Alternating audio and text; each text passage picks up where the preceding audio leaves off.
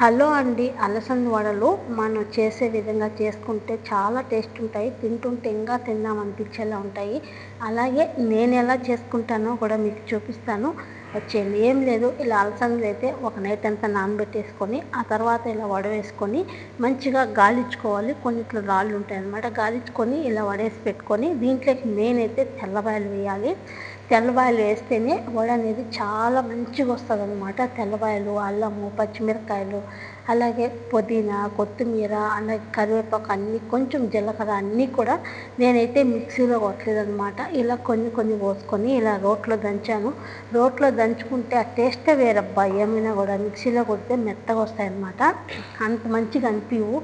కానీ మనం రోట్లో దంచుకుంటే మనం ఎలా ఇంటికాడ రుబ్బుకుంటామో అలా మాదిరి అనమాట. మాకు ఇక్కడ పెద్ద రోళ్ళు లేవు కాబట్టి, చిన్న రోళ్ళు కాబట్టి కొంచెం కొంచెం పోసుకొని ఇలా వచ్చా దంచుకున్నాను అనమాట. ఎర్రగడ్డలు అన్నీ కూడా వేసేసి కొంచెం కొంచెంగా దంచుకున్నాను.